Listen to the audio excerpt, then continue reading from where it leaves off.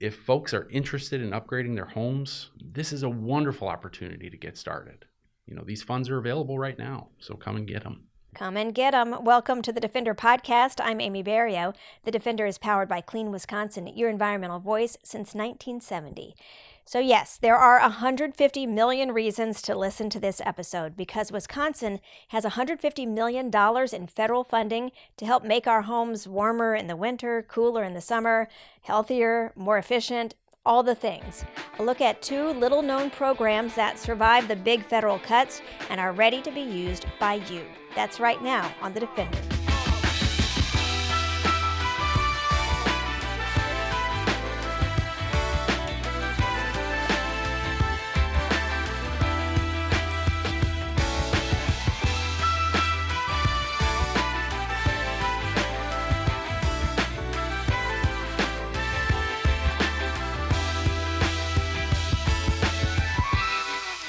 You might already know this, but we are pretty lucky to be in Wisconsin right now. First, we have an excellent statewide energy efficiency program called Focus on Energy. It's a program Clean Wisconsin fought hard for at the Capitol to get it created back in 1999. And we are one of just a handful of states that received major federal funding to address energy waste in our homes. Joining me to talk about the home energy rebate programs that are available right now for thousands of Wisconsinites are Dylan Crye with Focus on Energy and Joe Pater with the Public Service Commission of Wisconsin. Thank you both so much for being here. Absolutely. Thanks for having us. Yeah, excited to be here today, talk about the programs. So I think people may be surprised to learn that we have these programs in Wisconsin because we all sat here in July and saw the big federal budget that was passed that said, the IRA, the Inflation Reduction Act, is going away. And yet we still have programs that were spawned by the Inflation Reduction Act here in Wisconsin. So what happened? Why do we have these programs? So these programs remain because they were not cut in that legislation. And the things that were changed is that the tax credits related to residential energy efficiency upgrades and also solar PV installations, those have now been given an end date of December 31st, 2025. So they still remain for a few more months. But the good thing is the legislation did not touch the homes or the HERE program at all. And since we were already set up and running, we've just continued to run the programs, and we will continue to do that. It kind of underscores why it was so important for Wisconsin to start at this early, because not every state is going to have these programs. How many states have it's the Homes in the HERE program, is that right? How many states have these programs right now that were not cut? Yeah, there's 5 states right now that have both programs up and running that we're aware of today at least. And a big part of that was because in Wisconsin we have Focus on Energy, and we've got this infrastructure that existed. We had administrators and implementation teams and everyone ready to go to get these programs designed, stood up, established. And we were able to do that quickly enough before there was a bit of turmoil a bit earlier this year.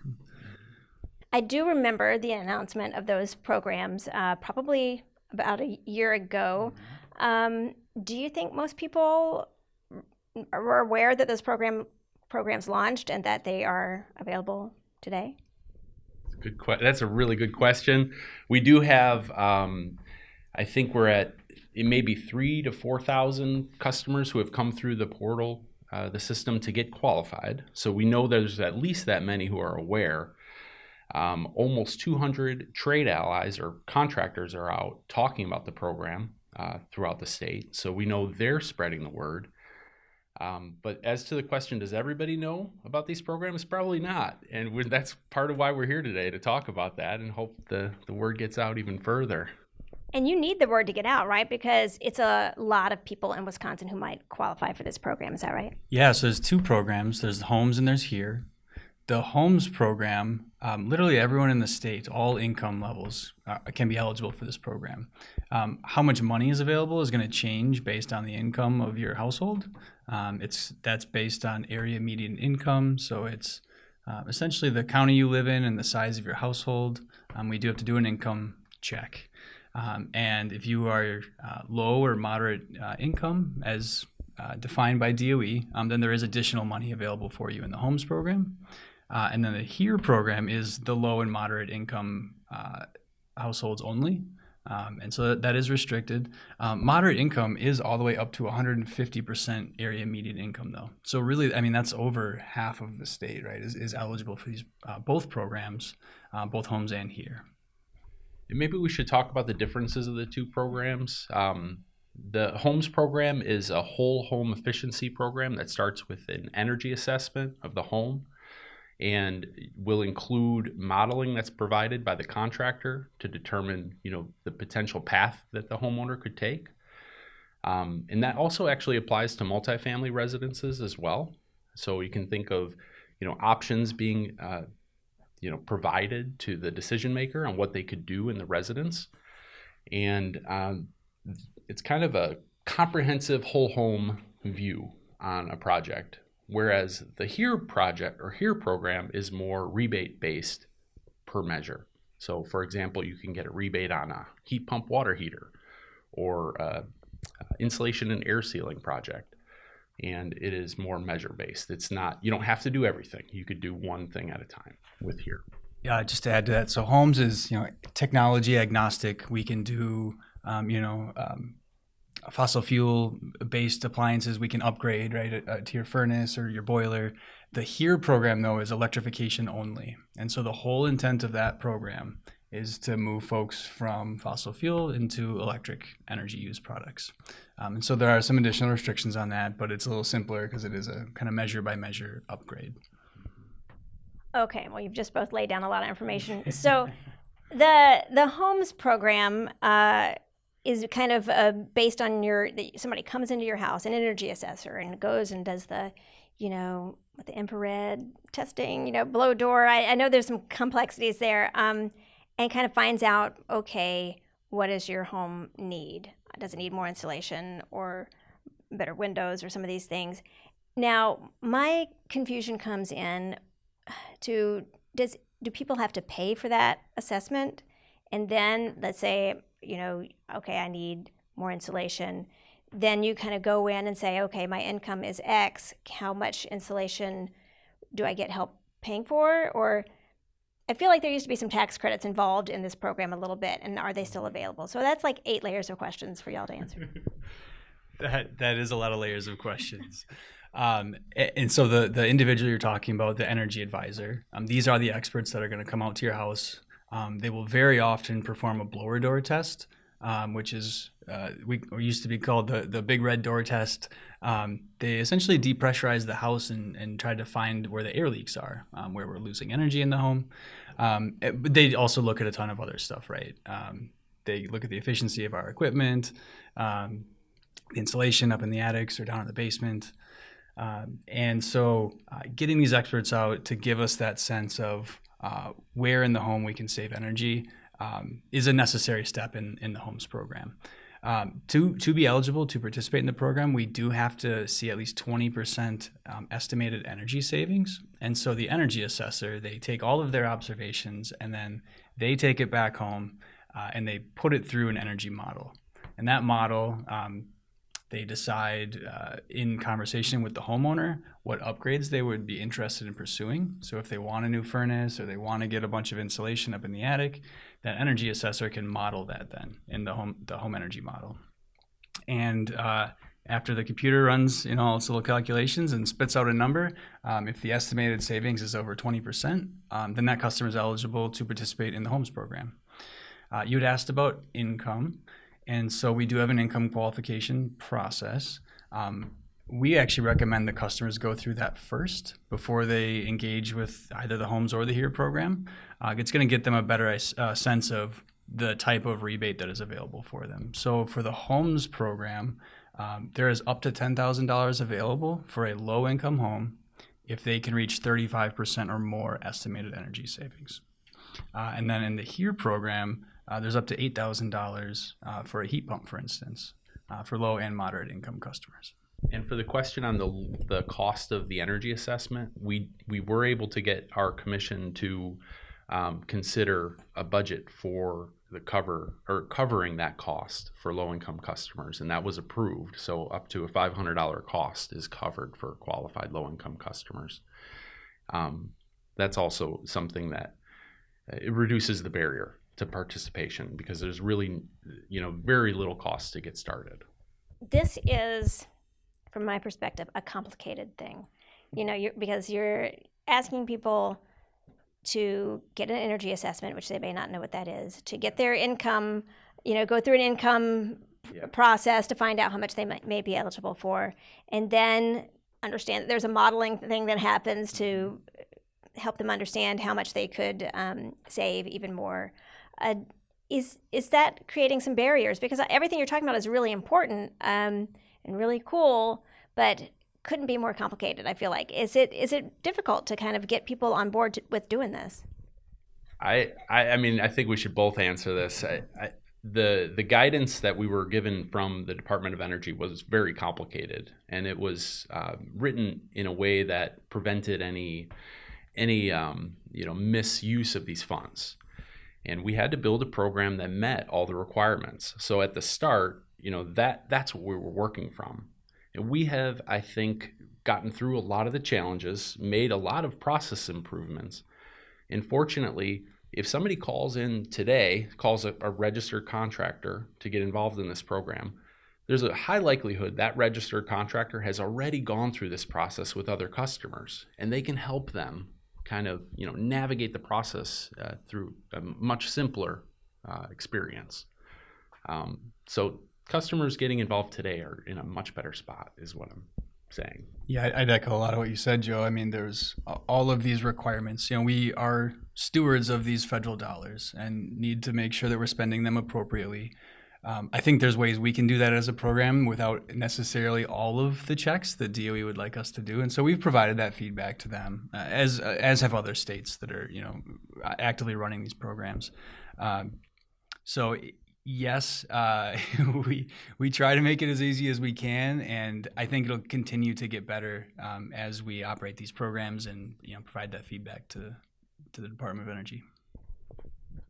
I think the homes program is the more complicated of the two we're talking about because of that energy assessment and the modeling and, the kind of whole home or whole apartment building approach.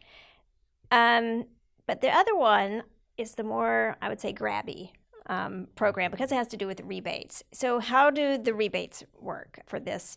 It's HERE program, is that right? Yeah, it's the HERE program. And so there are... let me make sure I can list off all the different things eligible. So we've got heat pumps for space heating and cooling. So that's where you typically have an air conditioner in your home. You can actually install a heat pump, and that both cools and heats the home. So it kind of offsets some of the heat that your furnace will be providing. We've got our heat pump water heaters. We've got insulation and air sealing that are eligible measures.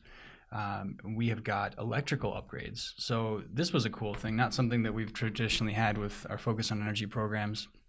If a customer needs an electric panel upgrade or some upgraded wiring to support some of the work that they would like done in this electrification program, or for general health and safety too. If someone has knob and tube or they've got an unsafe maybe a recalled panel. I know those are out there.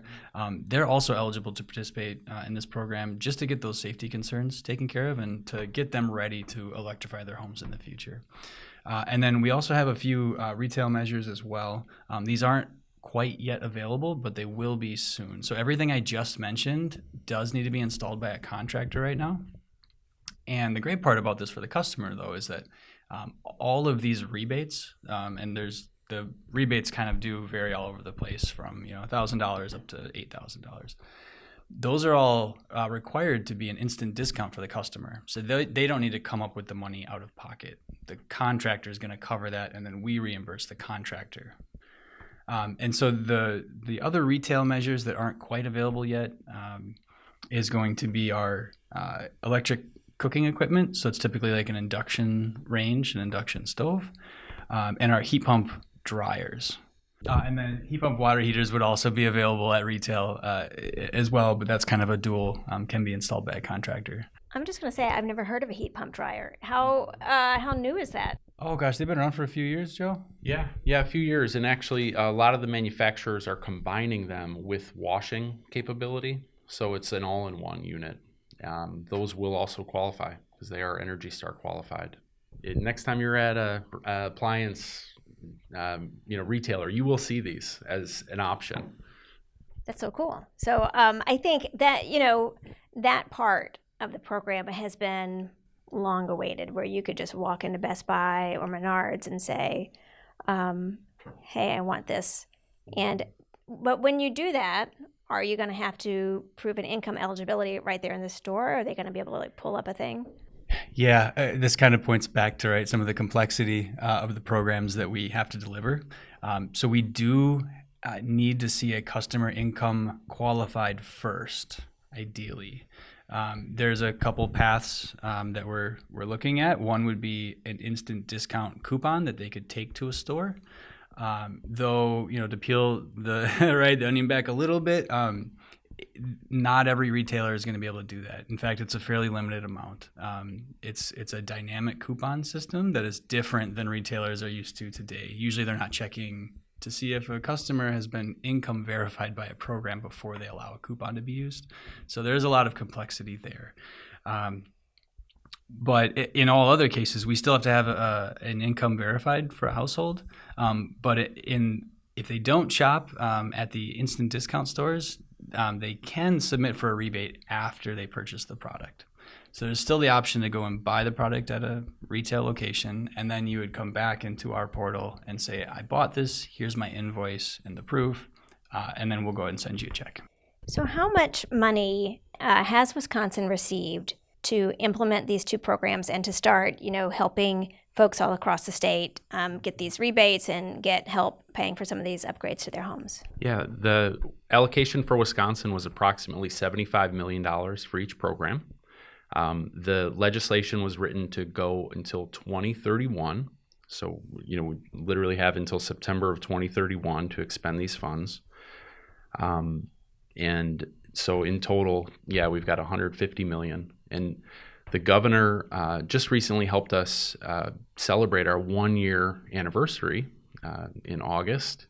And we announced that we had expended $2 million in rebate dollars across 440 so odd projects. And that was from data back in July. And now, we're talking here with you today at the end of August, and our numbers are even greater. So definitely a lot of projects happening and a lot of payments going out. And we're pleased with the success so far, but we really do want to ramp it up and want to encourage folks to come into the Focus on Energy website, get qualified, and then, call out to a registered contractor to get something scheduled. If folks are interested in upgrading their homes, this is a wonderful opportunity to get started. These funds are available right now, so come and get them. Yeah, and I would just add one more point to that. Energy efficiency in itself, that's always going to be reducing our energy use, right? And so energy efficiency is just a fantastic economic driver. We are reducing the cost of energy for the homeowner, and then we're also employing local labor. It's intrinsically, right, the work being done, it has to be local. It's not something that can be outsourced. It is Wisconsin jobs that we're supporting. So energy efficiency is just a fantastic economic story. And I think kind of the, least glamorous part of all this is the insulation. So it's the last thing that as a homeowner you want to care about. It's the thing that you can never see in your home.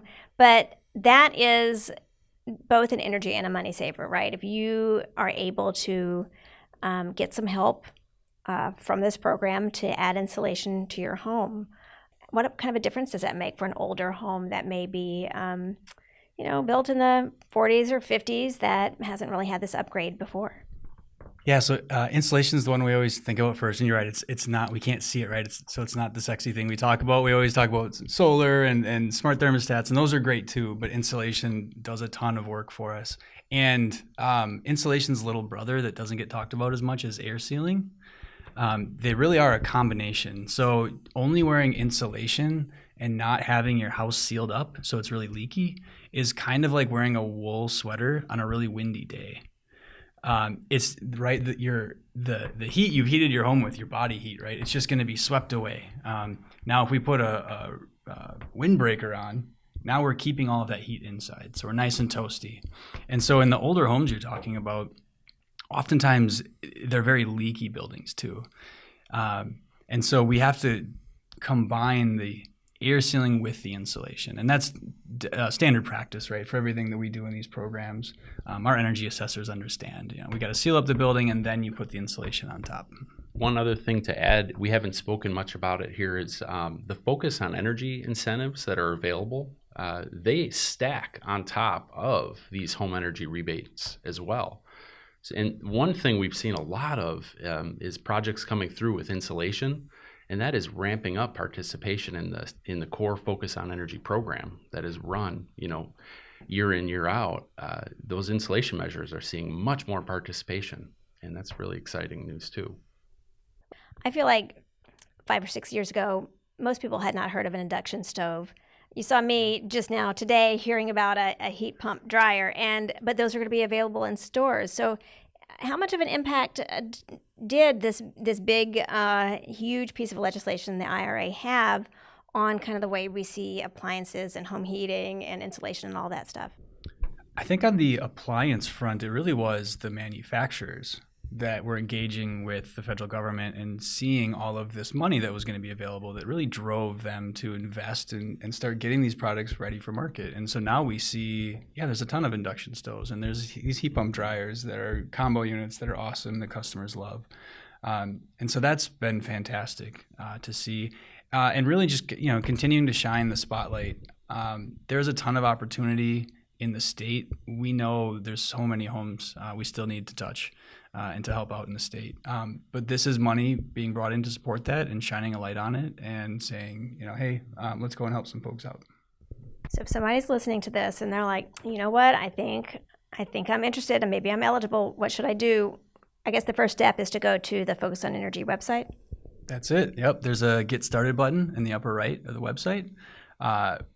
You're going to want to see what your income is and if you're income eligible. So that's always going to be the first step. If you're interested in homes or here, there's a really simple, I think we ask five things: your address, your household size, where you live, and your income. I think that was only 4. It's only 4 things. And then right away we'll spit back, what our guess is. And if you think you are in the low or moderate income band and want to go through the official process, you can. If you're above that, we'll say, hey, by the way, we don't think maybe you're eligible for here. You can still participate in homes. There's always Focus on Energy. We're going to talk about that program as well. And if you do happen to be low income and low enough that you would qualify for energy assistance or the weatherization assistance program, which is a kind of a sister program here in Wisconsin that helps folks really weatherize their home when they're particularly low income. We want to make sure we're sending people over there as well, and so we're coordinating with that program to make sure they're getting the help they need. So when you look back at this past year, getting these 2 programs launched, and here we are at a point where, you're trying to get the word out about this. I mean, I guess how great does it feel to be in Wisconsin where we were ready, we got ourselves together, got this funding, and now you have over $100 million to spend on families across the state. It's really exciting. I think, from the very beginning, we didn't waste a minute. We just really got at it with the planning. We engaged with stakeholders early. We had the benefit of the Focus on Energy platform to work with, and we worked closely with the utilities to make sure everything was going to work alongside, the program.